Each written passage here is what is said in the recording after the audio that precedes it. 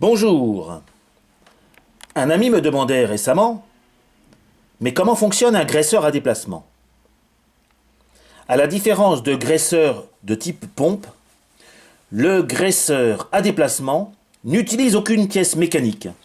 Il s'appuie sur un principe très simple et que tout le monde connaît, et que l'eau est plus lourde que l'huile.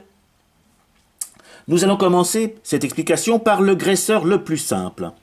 Donc ce graisseur, comme vous le voyez, est en fait un tube dans lequel nous faisons passer le circuit vapeur avec une petite particularité. J'espère qu'on va le voir à la vidéo sans trouble. Voilà. Il y a un tout petit trou de 0,3-0,4 mm.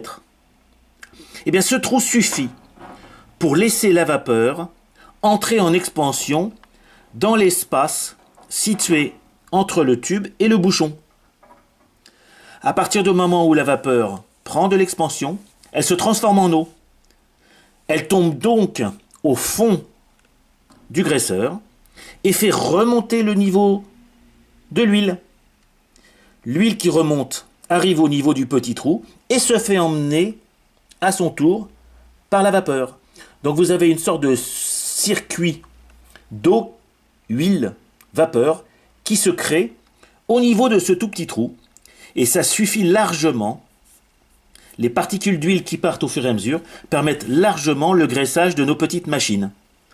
J'utilise de l'huile de l'huile vapeur, de grade 140, vous avez déjà vu ça sur mes autres vidéos, de 140 à 400 de grade, suivant la taille des machines. Donc ça, c'est un graisseur simple, je ne peux rien régler. La seule chose sur laquelle je peux jouer, c'est effectivement ragrandir un tout petit peu le trou si j'estimais par hasard que la machine à laquelle je le destine ne consomme pas assez d'huile. Le deuxième, encore simple, entre guillemets, graisseur à déplacement, lui se positionne de manière perpendiculaire à la ligne de vapeur, mais s'appuie sur le même principe. C'est-à-dire qu'ici, vous avez un petit trou, et ce petit trou permet à la vapeur de rentrer dans l'espace du graisseur pour s'y détendre, se transformer en eau et refaire de monter l'huile qui elle-même repart dans le circuit. Son réglage, lui, est possible. Tout simplement parce que dans cette partie qui a été brasée sur le graisseur, nous avons un cône. Et de l'autre côté, en traversant, alors vous ne le voyez pas, mais je l'ai démonté pour vous le montrer, nous avons un pointeau. Donc le pointeau va jusqu'au bout de ce graisseur et le fait de l'avancer, de le reculer, permet de gérer le débit d'huile. En théorie et ensuite, je vous expliquerai pourquoi c'est la théorie et pas la pratique, vous pouvez vidanger l'eau qui est sous l'huile, c'est le cas de le dire, par cette petite prise ici qui est, puisque le graisseur est vertical, situé tout en bas. Donc quand vous l'ouvrez, vous faites descendre l'eau d'abord, et si c'est l'huile qui apparaît, vous arrêtez. Encore plus sophistiqué, mais toujours sur le même principe.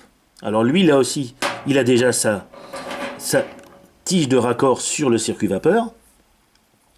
Celui-ci est un peu plus sophistiqué parce que vous avez le même principe de pointeau, ici présent, mais ce pointeau agit sur le débit de ce petit trou qui est là, et qui est, comme vous le constatez, beaucoup plus gros, parce qu'il doit avoisiner le millimètre, que celui que j'avais montré tout à l'heure dans le graisseur simple. Mais c'est le même principe. Vous avez un trou qui permet à la vapeur d'arriver, vous avez un pointeau qui permet de régler en fait le diamètre réel de ce trou, et vous avez en dessous la partie vidange.